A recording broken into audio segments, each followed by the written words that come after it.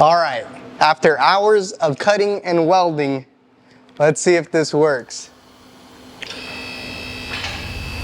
Buongiorno, lovely people from France, as well as all over the world. Welcome back to another episode. We got a really cool surprise with us today. We got our hands on some quick jacks, but these quick jacks are heavy, so I had to find another Mexican, preferably one with a sombrero. This is my homie Andres. He's been my go-to for landscaping services for the past 3 years. What's up, guys? Give us a call today at 520-639-5859 for any landscaping services, junk removal services, synthetic grass pavers. Give us a call. Happy to help you out. Alrighty, folks. So we got the quick jacks from Sarah. Because we're gonna do some very MacGyver stuff, and we have a Mexican MacGyver over here. So the plan is to use these quick jacks so we can make a jig to therefore lift up the body and have it in a controlled, rigid manner. The idea to start is we're gonna have a long bar across the quick jacks itself that goes all the way to the wheel wells, and you're also looking at us through a new lens that Robert got us, so a huge shout out to him. What are your thoughts on what we're building today?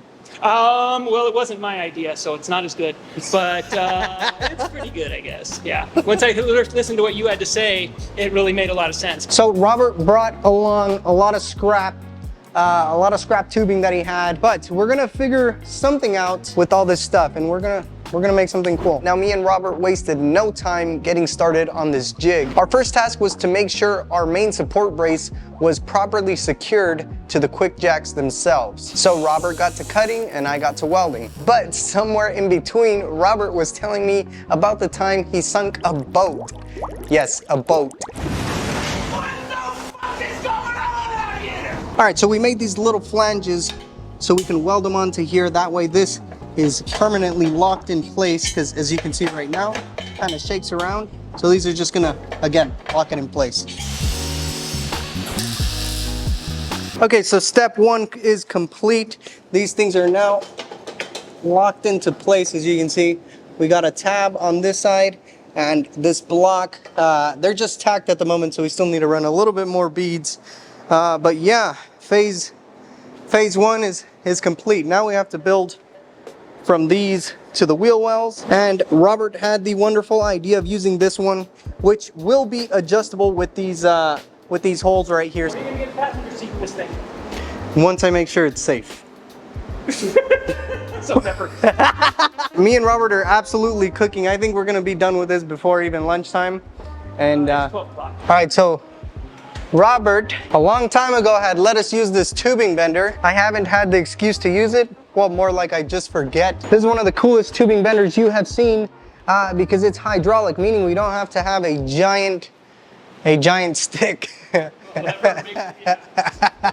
And I'm sure many of you don't know, because I didn't know either, but there's also square dies, so you could bend square tubing, which is what we're doing today. We're going to be bending this square stock. We're going to make a slight arch in order to properly hug these wheel wells without damaging them. This pump is powered by Dunkin' Donuts.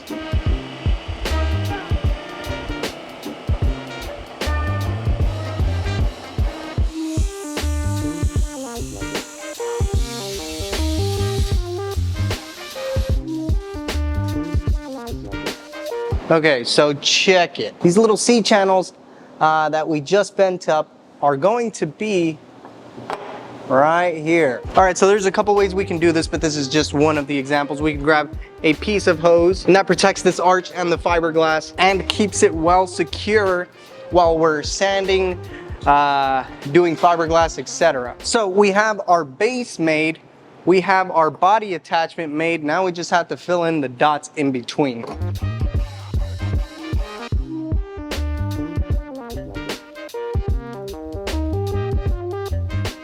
So we found a way to connect these dots. We're not even connecting the dots that are existing. We're making the damn dots ourselves. This is gonna provide enough strength in order to add that adjustable length up top. I think we got something good going here, Rob. What do you think? I like it. I like it? I like it. Now, this is where I'm discovering how well me and Robert work together, as we were just tackling these tasks in an almost telepathic way. In simple terms, we were getting shit done. Alrighty, so here is where we're at. We got this thing nice and welded. Those welds on top look nice, but Robert wanted me to show you guys these side ones. But yeah, so we got these large square tubing members on there. And now what's the next move, Rob? Well, we gotta either bolt or weld the uprights on. We don't have bolts here that are big enough that I see. I mean, it's your shop. You might have a secret stash. I might. So we do have a bolt stash. Shout out to my boy Roth. So my dad was a truck driver. And occasionally we'd get things that would show up at the house. And, oh, where'd we get this? Oh, it fell off a truck. 5-finger discount. Alrighty, we're getting somewhere here. So the idea is this guy's gonna slip into here. Robert's looking for bolts so we can bolt it up. We're gonna weld it, but in terms of storage, it'd be nice to be able to remove this and put it away. Then we have the little C channel we made, and this guy's gonna go something like this.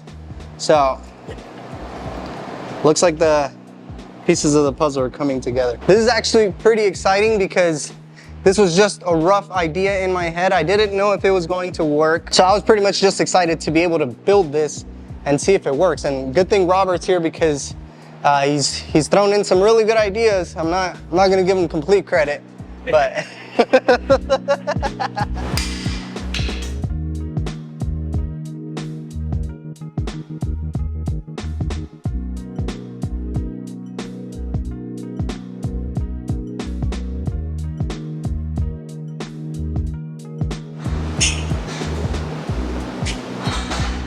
Okay, we're not exactly done yet, but we're gonna do a little test run just to see where things stand. So we barely missed the hubcap on this side with the bolts, same thing over here. We could also see how far the body will move back. Are the pivot points on the scissor about to hit over there? Oh, yeah. Wow, so that'll push back the body quite a bit. This is gonna... Same spot, yeah. This is gonna be crazy, man, if this works. It's gonna work. It's gonna work. It's not if. Can I explain to the people what we got going on here? So what we got going on, we've got this strut of some kind that we are gonna mount right about here. Close enough for what we're doing right now. That's gonna sit right there, tuck in right there. That's the U we cut out earlier. This is from the gantry I brought over as my idea was, which we clearly didn't use. We don't wanna talk about that. But yeah, this is gonna be awesome.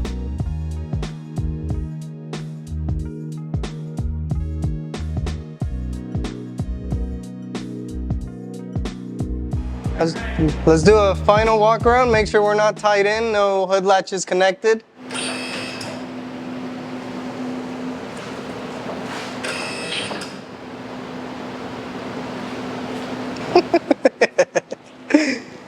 Is this actually working?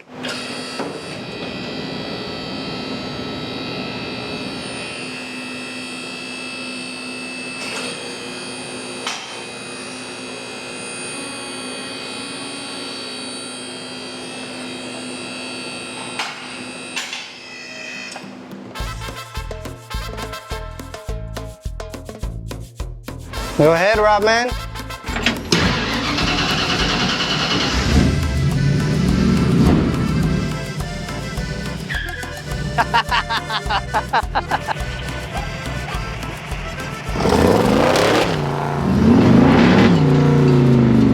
Rob, man, took the scraps thing.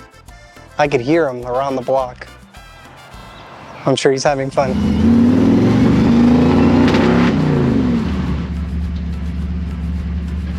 That's a big grin. It's a monster.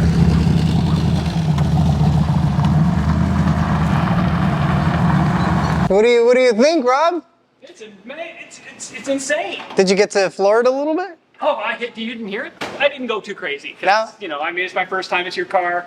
It did not feel safe, but it didn't feel unsafe. Okay. Alrighty, folks. As you guys saw, this thing works damn good. But I did make one really big mistake. On I wore my good shoes. Well, they were my good shoes, now they're my work shoes. Anyway, again, this thing worked like a dream. Huge, huge, huge thanks to Robert for driving 2 hours down here, bringing all of the scrap material. It was kind of like we were just doing some heavy duty arts and crafts. But even though this thing already proved to be successful, we're gonna beef it up a little bit more. And one of those reinforcements is this crossbar that's going to attach both sides. So using Robert and his tubing bender, we made this very large crossbar with two 90-degree bends. And this bar just happened to fit perfectly inside of these square tubes. Anyway, this is gonna give us some major structure and adjustability. Now that crossbar is going to tie both sides together to reduce any rocking motion. We just gotta weld this thing into place.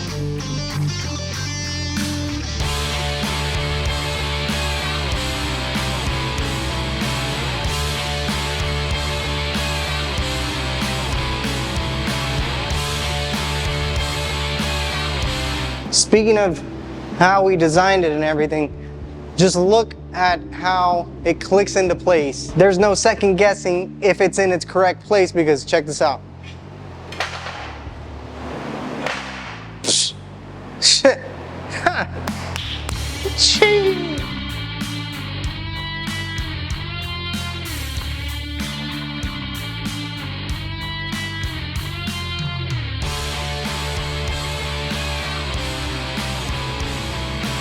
Alrighty folks, our cross brace is now complete. That should add a lot of rigidity. Robert kind of killed it with this loop. Alrighty folks, let's see how this does with that cross brace.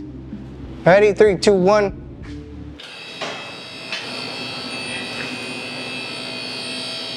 Uh-huh. Uh-huh. Uh-huh. Woo! That is freaking sweet, man. That is freaking sweet. Oh man, this is good.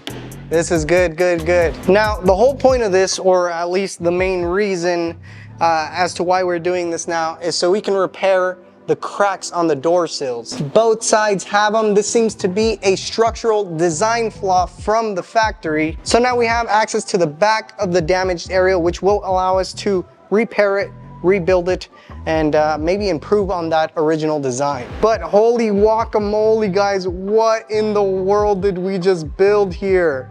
This looks insane. And shout out to Robert for helping us build this. I couldn't be happier with the result. Not only does it lift it enough for us to have access to those repairs, it's super easy to use now that it's built, and we can use it and use it and use it. Now, the quick jacks themselves are not mine, so I do have to return those. Again, shout out to Sarah for letting us use these. But this jig can go back with the owner so he can use it, or any future owner so they can use it as well. And I'm sure this can also be used on a traditional lift, not just quick jacks. So now we have no excuse to repair those door sills, but we will do that on another episode. I hope you guys enjoyed this video. Thank you for watching. We'll see you on the next one. And rest in peace, my shoes.